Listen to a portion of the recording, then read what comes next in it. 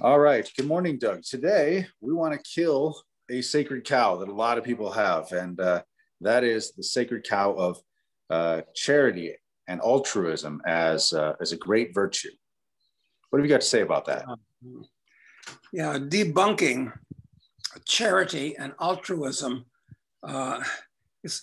doing that is not a formula for popularity or success with the public, I've got to admit, because it's like a foundational concept that you're supposed to give back. In fact, having just thought of that, that is one phrase that really annoys me, the idea of giving back.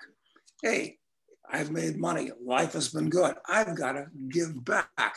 But when you say that even, that's implying that you took something away from somebody, that in effect you stole something, and now that I'm in a position to, I'll give it back. So the whole concept, and people say, oh, that's a good thing, you have to give back. Just the foundation of that phrase is totally corrupt and backward and destructive. So, right. and that has to do with so much of charity, because charity is about giving back. Right. You don't have to give anything back. If you've been successful, you've created value, and you've actually given things to people. I mean, like Thomas Edison creating the light bulb, which made him a multimillionaire. Does he have to give anything back for giving people the light bulb? I mean, it's insane. The lack of critical thinking in society today is absolutely disgusting. Well, it seems like there's so little understanding of how wealth is created, and it is true that there is a whole subset of folks today who have enormous amounts of wealth, who didn't do it by necessarily creating value. And it's in the over financialization of things, where essentially you're relying on the Fed's, malfeasance really to profit, and that does exist, of course. But I think that's not what people are talking about. People are assuming that if you have some wealth or you've built some success for yourself, that you have to give it back. Ideas implies either, as you said, you stole it, or someone gave it to you. Someone to give it to you, handed it to you. And I can tell you the stuff that I've earned, I feel like no one gave it to me. I had to fight like hell to get it, and you fight like hell by it, but it's to create value, not to take away from someone else, to do something good enough that other people are willing to pay you for it. That's exactly right. So further proof that the moral foundations of American society are crumbling beneath us. But that's very closely related to, but slightly tangential perhaps, from the idea of charity, which we were going to talk about. Well, it's all part and parcel, actually. So charity, what's to be said about charity? Altruism. Well, altruism. Ayn Rand was certainly one of my favorite authors and philosophers, made a big deal out of altruism more than charity itself. And what did she define altruism as? It's the, I'm looking for Rand's definition in my mind, and I don't happen to have what her definition of altruism is, which is important. But basically it's...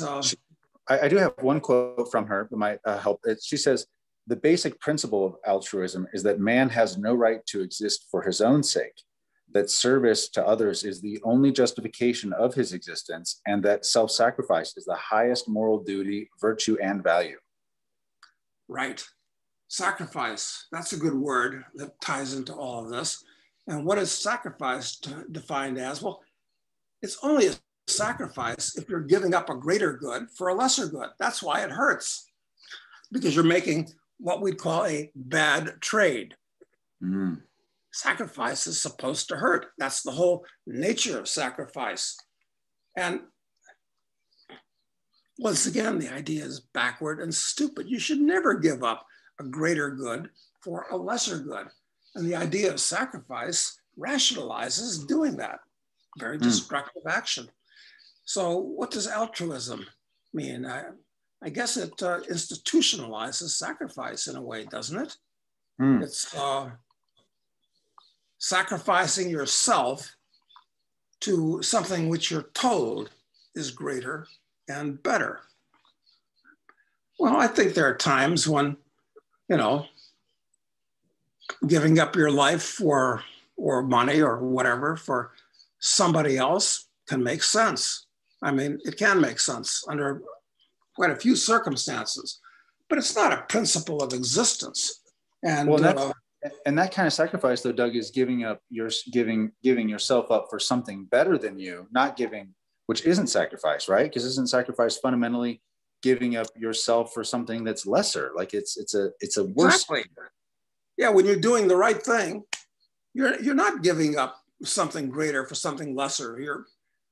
The whole principle, whether we're talking about the financial markets or the morality markets, is making a good trade. I mean, good meaning an ethical trade. So then we get down to the practical boots on the ground application of altruism, which is charity. And, you know, my view on this, and I've thought this out, and I think I can defend this, is that yes, I give money to people that I think need it. Now, why do I do that? Well, because I've done it a number of times. Well, perhaps because it makes me feel better. Okay, that's a good reason. Perhaps not looking too closely at what the possible effects on the recipient might be, which we can talk about, because they can be good or they can be bad, giving, in effect, an unearned good to another person. I mean, you're giving it to him not because there's any exchange. And this is another big problem. God, this is like a ball of yarn where you pull one thing and you go from, and it leads to pulling a whole bunch of other things. It's like giving. It's giving in general is a bad idea. Why? Because there should be exchange, a fair exchange. Fair, and that's a dangerous word, fair, but let's just use it for the moment, even though I don't like the word fair. It's that it's got to be an exchange where both people feel good about it. Let's say that. Well, it's not one-sided, because if there's a one-sided exchange, it almost always results in resentment. Resentment on the part of the receiver, who feels like a plebe or a beggar for taking the unearned. You take the unearned, it makes you feel mildly criminal at least. Mm. And the giver, who feels like, God, maybe I'm kind of a mooch, that I've been hustled, that I've been taken advantage of, that I'm underappreciated. Mm. Who knows what's going on in somebody's head? So generally speaking, giving is not a good idea from a strictly ethical and psychological point of view, which I've just discussed. So there's so many bad elements of charity. And the worst part of charity is when it's institutionalized. And everybody thinks, I've got to give money to the Red Cross. I've got to give money to, how many charities are there? There must be thousands, tens, hundreds of thousands in the world. I don't know. And yeah, I know the founders of them, I'm sure, are trying to do the right thing. Maybe they haven't thought these things out very well. I mean, you know, you see kids that don't have food or clothing or God knows what. Yeah, it's natural to want to improve their status in life. Yep. I'm all for it, all for it. But is that the proper way to improve their status in life? It's just lavishing shit on them. Well, and does it really even work? Because I think we've seen some examples of, I remember in the 80s when there was, famine in Ethiopia, and, you had all these musical artists, they had this We Are the World campaign, and, the US AID dumped, thousands of tons of grain there to try and end the famine. And, which again, I can understand, like, you're trying to help, you want to help that situation, but ultimately as I understand it, it led to the destruction of any agricultural infrastructure they had, where no farmer there could compete with free, the free wealth, just airdrop from the West, right? And put them all out of business. That is an excellent point. It's the law of unintended consequences. So, okay, they have a bad harvest. The locusts ate all their food or something like that. All right, fine. You're going to send 1 million tons of wheat to them. Okay, kisses everything and makes it better. Except now the price of wheat is like free, and it's not profitable for the farmers to buy seed and fertilizer and hire laborers. Why? Because they can't make any money. They're just going to go even more bankrupt, and it becomes a habit. So they have a famine the next season, and then you become a permanent welfare recipient. So yeah, absolutely. That's a consequence of charity, but it makes the givers feel really good about themselves. And keeping these poor people alive for another year. So they're not producing more than they're consuming, generally speaking. They're on the ragged edge. So what happens? They produce more. So now you got more people that are ignorant and unproductive, and it's just such a problem. That's not the way you improve the state of the Ethiopians. The way you improve the state of the Ethiopians is not by giving them stuff. It's by going there and helping them to produce for your benefit, which means starting a business. There, that's how you do it. And further point on this, these people that say they're philanthropists, well, I think that's probably a lie, because a lot of these people, and I'm talking about, obviously, people like Soros and Gates, and there's a whole slew of them. There are hundreds of them now. Lovers of mankind. Well, they aren't really. I mean, I don't know if the world needs more people or less people. That's a whole different subject. But these people generally hate other people. Well, one of the reasons I say that is they all want to see the population of the earth reduced, anywhere from 10, 20% to 90%, of numbers that have been bandied around by people like, well, Ted Turner used to say things like that all the time. Yep. I guess he's still a billionaire, still counts. So I don't think they really love mankind at all. They like to disguise themselves as philanthropists. And if they really loved people and they became a billionaire legitimately by producing value, well, you don't want to give it away. You give, if you got $1 billion, if you give $100 to 10 million, if I got the math right, poor people, what happens? Well, generally those people are poor because they have bad habits. That's why they're poor, because they got bad habits. There's a long list of them. Give them $100, what happens?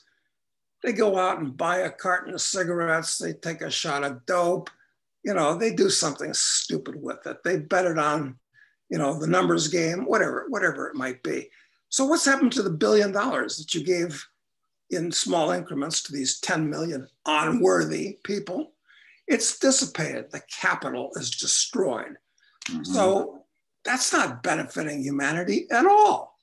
Mm-hmm. It's actually purely destructive. So it would be much better if that billionaire, if he wants to help humanity, would keep doing what he does and become worth 2 billion or 10 billion and create all the wealth that's represented, factories, whatever it is that his business is. That would be philanthropic, but it doesn't make him feel good. So it's all a lie. This is all built on a lie. Well, and there's also just it's well known that if you're a wealthy individual, one of the ways to preserve your wealth is to create a family foundation and donate that money to the foundation, which you get a tax write-off for, and then it can grow tax-free forever within the foundation. And it's just it's a tax avoidance strategy, if nothing else. But when people hear, that people are donating billions of dollars to charity, that charity is often their own foundation that then they own and control. And it's just, but we naturally assume, well, giving it to charity is a good thing. Like they're obviously benevolent. They're obviously, doing good work in the world, but it's often just a giant scam anyway. Yeah, perfect example of that's probably the Clinton Foundation. I mean, I haven't examined their books. I don't know what they've done with all that money, although I'm very suspicious about where that money came from and where it's gone. I mean, that would really be a fun investigation. And of course, I guess they got into one well-known scandal in Haiti. And I know a little bit about Haiti. I've been down there more than most people have. I've been going there for 50 years, if you can believe that. I've been there 5 times over that period, spread out widely. And one friend of mine, Susie Kraybacher, for reasons of her own, decided that she wanted to save the world in Haiti. And she built a series of orphanages in Haiti that took absolutely the bottom of the barrel of Haitian kids. I mean, kids that had birth defects. And I mean, these kids were really in big trouble. And she spent years of her life, she's got a very interesting background, ex-Playboy, centerfold, all kinds of stuff like that. She's been around. I mean, she knows the highbrows and the hipsters and starlets and the phony tipsters. She's a pretty hip chick. And, but she decided to do this because she just wanted to do it. And she ran into the Clinton Foundation a number of times down there in Haiti. And we ought to have her on the show to talk about what a disaster, what an embarrassing disaster the Clintons perpetrated upon the Haitian people, who really can't afford much more in the way of disasters. So anyway, foundations, yes, that's absolutely correct. But there was something else that I wanted to say about this whole idea. Yes, it's that if you don't want to build a business and create wealth, which will stay on the earth, arguably, after you shed this mortal coil, then, and you want to help people now, you see somebody that's got problems. How do you help this person that has problems? Well, you don't give a bunch of money to the Clinton Foundation or the Red Cross or any of these things, because how's it going to help that bum? That first thing you got to do is find out if that bum is worthy. Maybe it's just a guy that's actually had some bad luck, got hit by a truck, can't walk, can't get it. Happens. Things like that happen, got some disease, can happen. So I'm not opposed to that at all, actually. But it's the method that you got to do it. Don't give the apparent bum $1,000 to make yourself feel good about helping him. What you got to do, if you're responsible, and of course most charities are completely irresponsible. Got to talk about the structure of their board of directors and stuff like that. That's another story. What you got to do if you're going to be responsible about the capital that you're going to bequest this person with is you should interview him. See if he's actually basically worthy. Or maybe he's a criminal. I mean, maybe it's just getting what he deserves. I mean, so you got to find who he is. And if you like who he is, basically you buy the story, and you never know if you're being hustled, incidentally, when you're dealing with people of that level of society. But, you take a shot. I would give him $1,000 on a certain term. I'd say, look, I've gotten to know you, okay? I'll give you $1,000. What are you going to do with it? And I want it to be a loan from me to you. No interest. It's not important. But I want to know what you're going to do with it and how you're going to get it back to me. If it's a loan, are you planning on getting it back to me? And it might actually help the guy, because now he's got to think, something he hasn't probably done much. He's got to figure out, what can I do that's productive to get this money back and have some left over? And okay, see what happens. Maybe he won't give it back to you. All right, that's fine. You learn something about that individual. You learn maybe you had bad judgment. You picked the wrong person. You should have picked somebody that was worthy, who could have used it to bootstrap himself. All right, no reason not to do it again. But You know, that's why if I'm going to help somebody, that's the circumstances. I say, look, this is a loan. If you don't give it back to me, that's okay. You know, it's not, you know, it's not going to take any bread off of my plate, but this is a moral test for you. And that's the way I do it. And there is a concept called pay it forward. If that person pays the money back, well, that enables you to redeploy that 1,000 or 10,000 or, well, probably it's not going to be more. It's probably not going to be 100,000 because it's not a charity case at that point, you know, because the numbers, there's a certain quantity has its own quality. So Right. There's certain limits, but that's the way I would do it. That's the only way charity should work, in my opinion.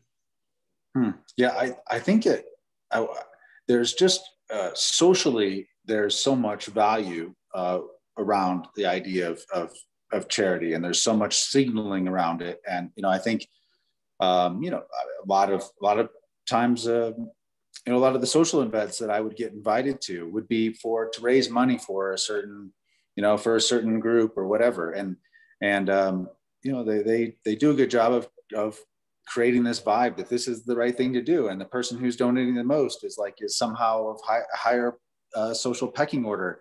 But in many ways, especially in some of these charity organizations, it's clear it's like an ostentatious display of wealth, you know, that I'm willing to throw away, you know, $100,000 and, you know, more, which is more than anyone else in the room. And I've seen it and I've participated in it to a degree, even though I've had this idea in my head for a long time that, you know, that from you, that charity is not good, that it's actually destructive and that it's immoral in the way that it's done or unethical. And I think just one example that I saw with the stuff I did is that we did for Christmas time, you know, I and a bunch of my entrepreneurial friends would meet. We would buy enormous amounts of toys for Tots because I like kids. I want to help kids. You know, that same thing that you mentioned earlier. You see a problem like that, and you hear that people are going without, and you have so much, and you kind of want to, you want to help, mostly because it made me feel good to do it, me personally. And but what I realized, we did this for a decade, raising, you know, more than $1 million in Denver alone for this Toys for Tots program. It became very obvious in the last couple of years I did it that as soon as, like, if I got hit by a truck, or as soon as we stopped, that this program had become so morphed by our contributions to it that it lost the ability to produce these results without us being present. So we totally destroyed the economy, you know, the natural market, I guess, that they had developed over time.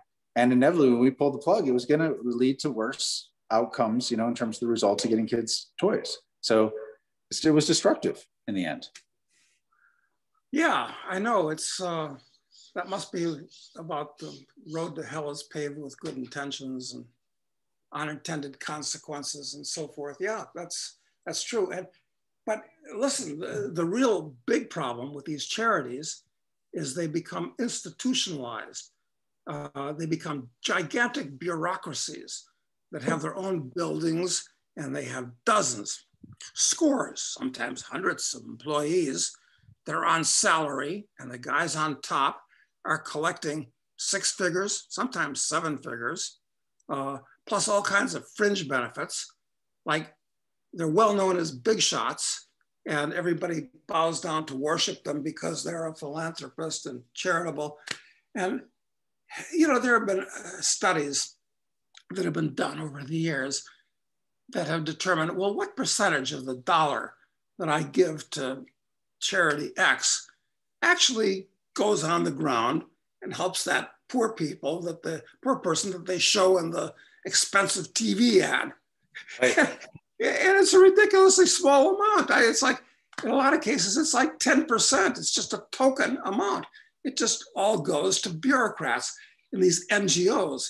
And so where do these NGOs get all this money? Well, from guilt on the part of stupid people that give them money. And of course, when you die, if you have significant assets, or even not so significant today, the government, state and national, they're going to steal about 50% of your estate or something like that. I mean, the law is always changing. So okay, you want to deny that revenue to the government, for sure. For sure you want to do that. So what are you going to do? You're going to give it to a 501c3, something like that, and the government doesn't get it. But then you get these horrible altruists, the kind of people that, absolutely are woke and SJW. Those are the people that run these damn charities, these NGOs. And it's probably even worse than giving it to the government. I mean, or no better anyway. So it becomes self-perpetuating.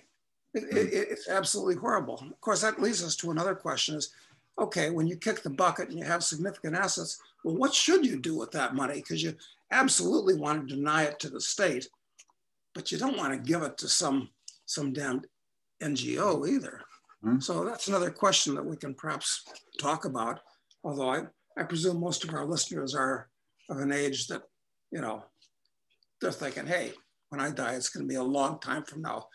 I'm not gonna, yeah, okay, maybe that's a good idea for us to talk about it. I mean, but actually, a lot of people have actually asked that question to you and our, and through comments, because they're curious what you will do with your estate. If you want to deny it to the state, obviously you're not going to contribute it to some 501c3 somewhere. I mean, I think it is important to think about what you do with that. I don't know, what are your thoughts? What would you do?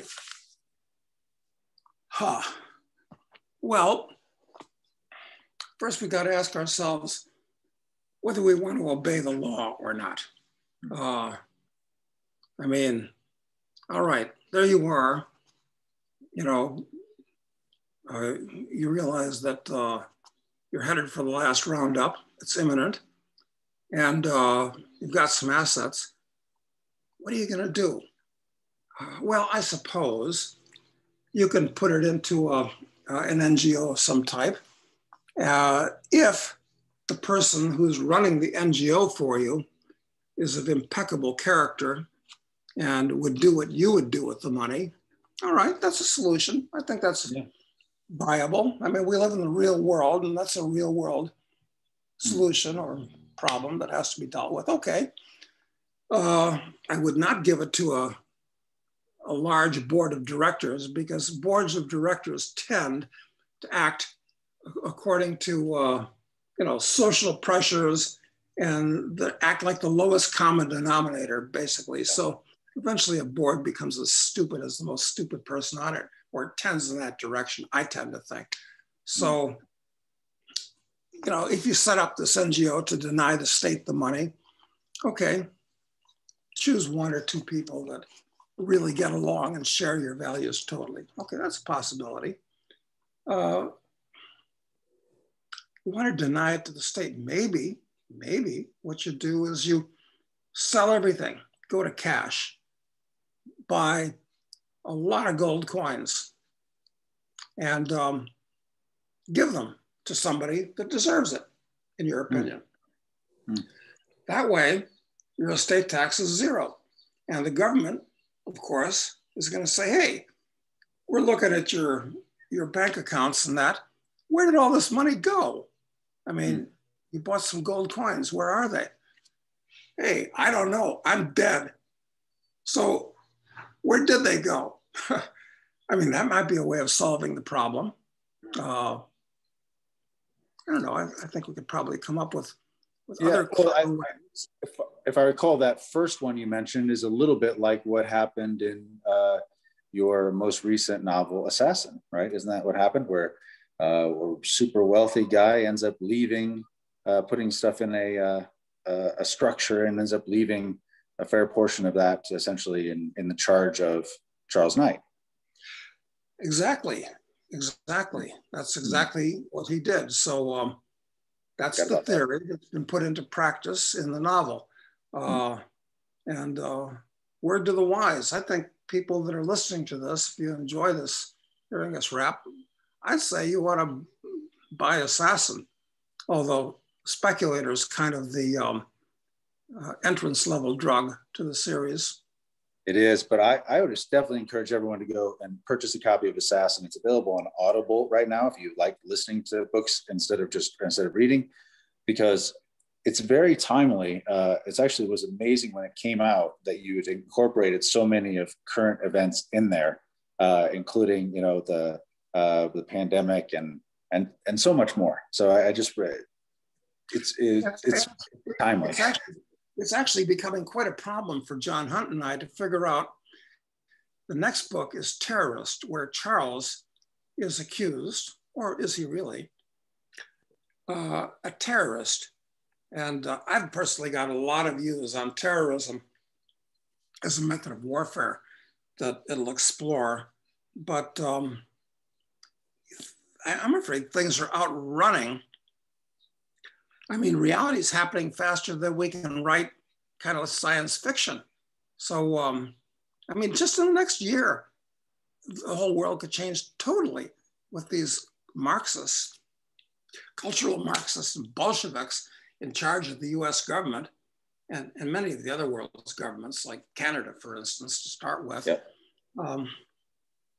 Who knows? We may wind up being too conservative in what we project. And I try not to be too conservative, but things are getting weird out there. They are getting weird. And so let me just summarize some of the basic things that are problems with charity and altruism is, well, number one, you are actually destroying capital often by doing it, right? You're destroying capital, and capital, if you really are pro-human and if you're pro-human, you want that capital to improve the quality of lives, but it doesn't improve it by unnatural consumption, which is essentially what you do when you end up, engaging in charity like that. The second thing is I think you believe that you're doing it for the beneficiary when you're engaging it, but you're really, really doing it either to make yourself feel better about some situation, maybe leave your own guilt or that you might have if you feel guilt for whatever reason, or for social signaling to get higher status among your friends. And like that's exactly the opposite of actual what altruism is supposed to be anyway. You're really doing it selfishly, which is ironic, right? It's perverse.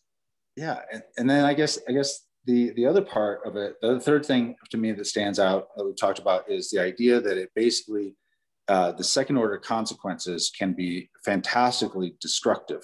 That they can push out any natural market that may have existed and destroy the livelihoods and productive capacity of people who are, while not fully supporting, succeeding in providing the goods and services needed, we're at least making a go of it and providing some level of coverage of these products and services that people need. Are there any other than those three that really stand out about it being? Well, one of the things you said was morally corruptive. When people get something for free, like they know, like there's something demeaning about receiving that for free, and it really does. Like you hurt a person by denying them the dignity of providing value in exchange for something. Yeah. Is there anything else? Should be based on exchange between people, as opposed to the patron and the little guy who takes the table scraps. Yeah, exactly. Are there any other than those four elements that stand out to you about? I don't know. I think we covered all of the bases, not in any particular logical order. Might want to turn this interview into an article at some point. Although at the same time, I did an interview with Louis James, Lobo Tigre, years ago that touched on a lot of these things. That's in that first book called Totally Incorrect, which is out there. It has that and similar interviews. But no, I think we touched all the bases. Okay. All right, good. Well, hopefully that cow is substantially or sufficiently slaughtered for today, and we'll look for some more to take out in the future. Yeah, the world's full of sacred cows. I mean, there's so many of them. It's not good enough to have a high-powered rifle. It's not good enough to have a 50 cal machine gun. Maybe you need a a low-yield nuclear weapon to take out all of these sacred cows. Or a highly efficient bolt gun slaughterhouse. Maybe you can just ramp through them fast enough. Yeah, exactly, Anna. Yeah, it's awful. Then what are you going to do with all the dead bodies? Well, you know, nature takes its course. It does. All right. Well, we'll leave it at that for now. And Okay, we'll be back tomorrow. Thanks, Doug. Appreciate it.